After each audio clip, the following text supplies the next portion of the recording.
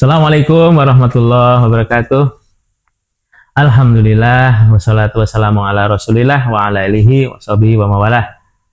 Teman-teman Jakat Tingkir KW12, semoga senantiasa sehat, hidupnya berkah ya. Kesempatan kali ini kita obrolin perbandingan atau kekurangan dan kelebihan 4 aset investasi. Saya kali ini dibantu oleh Ibu kamera, bukan kameramen ya, karena Ibu yang pegang kamera ya. Yang pertama apa? Tanah. Tanah kekurangannya apa? Pertama, kekurangan tanah sulit mendapatkan yang sesuai. Ya, tanah itu kekurangannya sulit mendapatkan yang sesuai. Kita misalkan ingin beli tanah untuk WC umum ya, tempatnya pengen yang rame, kecil, tapi ternyata sulit cari yang sesuai gitu ya. Kita pengen beli tanah buat misalkan toko, sulit juga. Tanah itu tidak semudah itu kekurangannya. Kemudian kekurangan berikutnya, Perlu modal besar untuk membelinya. ya tanah perlu modal besar teman-teman, ya kan, puluhan juta, ratusan juta, bahkan miliaran untuk investasi tanah. Beda dengan kalau investasi di misalkan reksadana kan bisa 10.000. Kemudian Yieldnya kecil kalau disewakan. nah tanah ini juga yieldnya kecil kalau disewakan. Hasil survei saya itu cuma sekitar 3% ya. Jadi kalau rumah harganya 500 juta disewakan paling dapat 15 juta setahun. Itu kalau ruko paling dapat 30 juta sampai 35 juta dari ruko yang harganya 1 miliar. Kemudian Kurang liquid.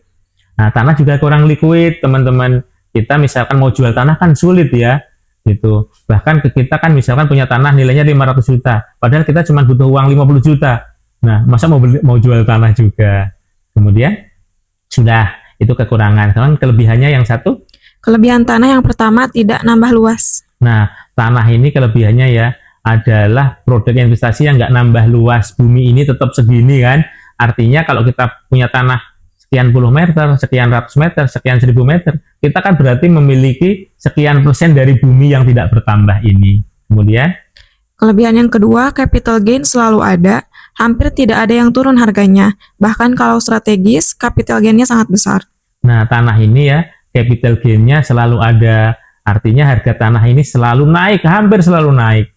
Bahkan ya, kalau di tempat-tempat yang strategis gitu, wah, nilainya cepat sekali berkembangnya gitu. Ya seperti itu. Kemudian, Kelebihan yang ketiga, membuka lapangan kerja. nah tanah ini kelebihannya membuka lapangan kerja. Jadi teman-teman sekalian, membuka lapangan kerja ini saya anggap sebagai sebuah kelebihan. Karena apa? Manusia, sebaik-baik manusia adalah yang bermanfaat buat orang lain. Kalau misalkan kita punya sawah itu tentu ada buruh yang bekerja gitu, ada petani yang bekerja. Bahkan kita punya WC umum pun ada karyawan yang bebersih, yang membersihkannya ya.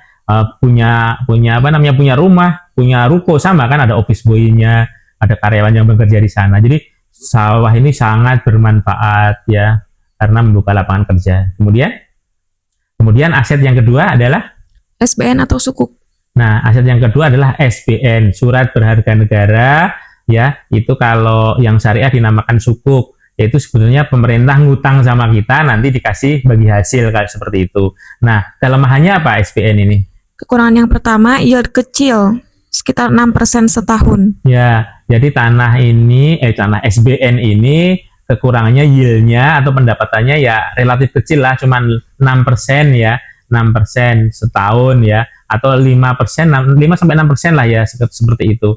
Artinya apa, kalau kita nabung 1 juta gitu, atau 100 juta biar hitungnya Pak, 100 juta setahun itu kita cuma dapat 6 juta. Kemudian Yang kedua, capital gain-nya kecil. nah capital gain-nya capital gain-nya SBN ini juga kecil. Kita kalau nabung 1 juta beli 1 juta ya, dalam setahun itu paling harganya si SBN ini paling jadi 101 juta atau 101 juta, mohon maaf. Ya, 1%-nya 101 juta ya. Kalau 100 juta 101 juta. Kalau 1 juta berarti cuman jadi 1 juta lebih 1000 lah gitu, seperti itu. Kemudian udah Kemudian aset berikutnya, aset Nah, kelebihannya. Kelebihannya belum ya, kelebihannya sekarang. Kelebihan SBN atau sukuk yang pertama, yield dibayarkan rutin bulanan. Nah, SBN ini salah satu kelebihannya yang menyenangkan apa? Yieldnya itu dikasihkan tiap bulan ditransfer ke rekening kita. Kalau teman-teman beli SBN 100 juta, setiap bulan itu dapat 500.000 kurang lebih. 500.000 kan masuk ke rekening kita, jadi terasa investasinya, bisa dinikmatin ya. Beda kan dengan emas kan nggak ada uang masuk nih ya, kayak seperti itu ya. Gitu, seperti itu. Setiap bulan ini teman-teman, setiap bulan bayangin, enak kan? Seperti itu. Kemudian yang kedua, pajak penghasilan atas yieldnya murah. Nah, terus pajak penghasilannya atas bagi hasilnya ini atas yieldnya itu kecil, cuman 10%. Kalau deposito kan 20%. Kemudian kelebihan yang ketiga, SBN bisa dibeli hanya dengan harga mulai 1 juta rupiah. Nah, SBN ini juga bisa dibeli oleh banyak orang karena nggak kayak tanah harus puluhan atau ratusan juta. Kita punya uang 1 juta sudah bisa beli SBN. Jadi kelipatan 1 juta, bisa beli 1 juta, 2 juta, 3 juta, sampai berapa miliar bisa beli, seperti itu. Kemudian tingkat risiko SBN atau sukuk hampir nol. Nah, tingkat sukuk atau SBN ini ya, yang surat berharga negara ini, kalau saya bilang sebetulnya nol aja gitu. Tapi manusia kan nggak boleh begitu. Tetap Tuhan atau Allah Subhanahu Wa Taala itu yang menentukan. Ya, kita bilang hampir nol. Kenapa? Karena selama ini nggak pernah yang SBN itu uangnya hilang, bahkan nggak pernah yang nggak dibayarkan yieldnya atau bagi hasilnya. Kemudian SBN atau sukuk membangun pemerintah dan membuka lapangan kerja. Nah, keuntungan berikutnya ya, SBN ini kita bisa membantu pemerintah, kan uangnya masuk APBN, digunakan untuk membiayain pemerintahan, untuk pembangunan, otomatis juga membuka lapangan kerja. Jadi bagus sekali ya, kita bermanfaat buat orang lain. Nah, sekarang yang berikutnya yang ketiga, saham di bursa efek. Sekarang yang ketiga adalah saham di bursa efek ya. Itu gimana kekurangannya? Nomor 1. Kekurangan yang pertama, yield tidak dibayarkan bulanan. Nah, kalau saham di bursa efek ini yieldnya gitu ya, kan yieldnya dividen ya. Dividen itu dibayarkannya setahun, ada yang sekali, ada yang 2 kali. Itu nggak langsung bisa masuk rekening kita kan ya gitu. Itu kan nggak masuk. Jadi nggak bisa, harus diubah dulu ya. Kalau yieldnya berarti masuknya kan ada rekening khusus ya yang harus diubah lagi gitu. Kemudian ya itu. Terus yang kedua? Yang kedua, risikonya lumayan tinggi, tapi kalau tahu ilmunya justru menjadi peluang. Ya, yang kedua itu risikonya cukup tinggi karena namanya bisnis kan ada risiko. Tapi sebenarnya yang risikonya tinggi ini juga returnnya juga tinggi. Bahkan kalau tahu teman-teman ini malah peluang. Contohnya kan ada yang namanya perusahaan blue chip ya, itu yang cukup aman. Bukan blue chip itu seperti ini, perusahaan yang produknya itu dipakai oleh banyak masyarakat. Misalkan banknya pemerintah, kemudian modalnya sangat besar, ya kayak Bank Mandiri, Bank BRI, modalnya besar gitu. Atau Telkom, PT Telkom sama, itu produknya banyak dipakai oleh masyarakat pada pakai pulsa, pada pakai kuota internet, ya seperti itu. Dan yang modalnya sangat besar, susah swasta itu mau menyaingi atau ngalahkan Telkom, ngalahkan bank-bank pemerintah. Jadi itu aman sekali gitu. Kemudian ya, lanjut kelebihan. Ya, sekarang kelebihan saham. Kelebihan saham. Yang pertama, yieldnya cukup besar, ada yang 15%. Misalkan PTBA. Ya. Jadi saham ini ya, itu jauh sekali hasilnya atau dividennya, yieldnya itu dibandingkan SBN yang cuma 5-6%, deposito yang 4% gitu ya. Kalau saham itu kan banyak sekali yang kita lihat, kita cek aja yang bisa memberikan yield 15% gitu, kayak tahun 2024 ya. 2024 itu PT Bukit Asam itu bisa ngasih 15%. Ada juga yang di atas bisa ngasih yield di atas itu. Kemudian kelebihan yang kedua, bisa dibeli dengan uang receh. Nah, saham ini juga bisa dibeli dengan uang receh ya, saham di bursa. Kan kalau beli saham itu harus satu lot itu 100 lembar. Itu satu lotnya ada yang 500 ribuan, ada yang 200 ribuan, ada yang 300 ribuan. Memang sih ada yang satu lot udah 4 juta ya. Tapi bank pemerintah masih 500 ribuan lah ya. Terus kalau Telkom masih 300 ribuan gitu ya. Kalau Bank BSI kan 200 ribuan. Kemudian peluang dapat capital gain-nya besar. Nah, saham ini ya selain tadi dapat dividen, juga ada capital gain, kenaikan dari per lembar sahamnya itu sendiri, namanya capital gain. Ya, itu cenderung kalau saham-saham yang besar ini ya, yang produknya dimiliki oleh banyak orang. Ini kita cek aja, itu walaupun naik turun, tapi kalau ditarik lurus gitu, hampir 10 tahun itu naik seperti itu. Kemudian membuka lapangan kerja dan liquid. Nah, si saham ini juga membuka lapangan kerja kan. Yang membuka lapangan kerja itu kan seperti ini. Ketika uang kita simpan di perusahaan, misalkan PT Telkom kan memperkerjakan orang. Kita simpan misalkan di pupuk Indonesia misalkan gitu, atau semen Indonesia, kan membuka lapangan kerja. Selain itu juga liquid. Saham ini kan bisa mudah ditarik. Ya, kita misalkan mau tarik 2 hari, 3 hari sudah cair, sudah masuk ke rekening kita. Liquid, udah ya tadi? Ya, liquid udah.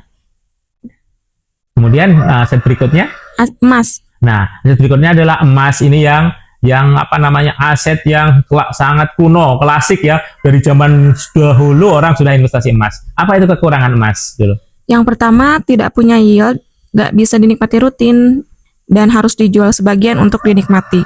Nah, emas ini kekurangannya nggak punya yield ya. Jadi kita nabung emas 1 gram, 2 gram, 3 gram, sampai berapa ratus gram atau 1 ton ya, atau 1 kintal lah ya, 1 kintal gitu. Kita kan nggak ada pendapatan rutin yang masuk ke kita. Gitu. Jadi nggak terasa ininya ya, nggak terasa sesuatu yang bisa kita nikmatin. Kita punya emas 100 gram, cuman butuh uang 5 juta misalkan, harus harus menjual gram kita, harus menjual sebagian emas kita. Ibaratnya kayak kurang asik gitu ya, punya ayam 10 gitu ya, kita pengen sesuatu mesti ayamnya 1 kita jual, berkurang jadi gitu. Kemudian yang kedua, tidak membuka lapangan kerja. Nah, emas ini ya salah satu yang saya kurang suka gitu, makanya jangan terlalu banyak emas. Kalau nyimpen di emas, nggak membuka lapangan kerja, jadi kemanfaatannya buat diri sendiri aja kan gitu. Kalau nggak buka lapangan kerja kan kurang asik lah ya, kurang besar lah manfaatnya gitu. Ya, itu kekurangan. Tentu banyak kelebihan emas. Sekarang kelebihan emas yang pertama apa? Capital gain-nya relatif besar. Nah, emas ini capital gain-nya sangat besar ya. Ini yang beli emas dalam 1 tahun itu bisa naik ya, harga per gramnya itu bisa naik 34% gitu. Saya ngalamin beli emas harganya di bawah 600, 500 sekian, dijual berapa tahun kemudian sudah pas jual itu hampir 2 juta, udah 1.900.000. Berapa persen? Hampir ya 4 kali lipat. Kemudian sebagai buffer aset saham. Nah, emas ini juga kita pakai sebagai pelindung dari saham, sebagai perisai dari saham. Karena apa? Kalau saham anjlok banget, emas itu biasanya harganya naik banget. Dari sana emasnya bisa sebagian kita jual, malah kita beliin saham. Nanti kalau saham naik banget, emasnya biasanya turun. Sahamnya kita jual sebagian, kita beliin emas, misalkan seperti itu. Terus? Liquid. Nah, emas juga liquid kan teman-teman. Kalau emas yang di rumah, kita jual hari ini juga langsung dapat uang. Tapi kita nggak sarankan emas yang disimpan di rumah, nanti hilang, punya 10 kilo hilang kan, wah ngeri gitu ya. Kita mending simpannya di bank bullion, itu pun kan mudah ya. Kita jual emas hari ini, 2 hari sudah jadi uang. Jadi liquid, sangat liquid. Kelebihan emas yang terakhir bisa beli dari 0,1 gram. Nah, kelebihannya emas itu juga nggak kayak tanah harus belinya puluh-puluh juta. Cukup 0,1 gram ya kalau di bank bullion itu. Jadi kalau sekarang 1 gramnya 3 juta, itu 300.000, mulai 300.000 kita bisa beli emas. Masih ada lagi? Cukup ya untuk kali ini kita membandingkan 4 aset investasi.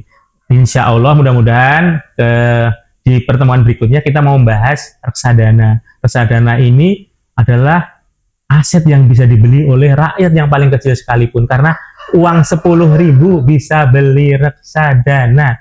Bayangin uang yang biasa kita beli buat 10.000 tuh untuk minuman gitu ya, minuman ringan misalkan gitu, atau mie ayam gitu ya, kita bisa investasi reksadana. Demikian sahabat-sahabat Tingkat KW12. Assalamualaikum warahmatullahi wabarakatuh.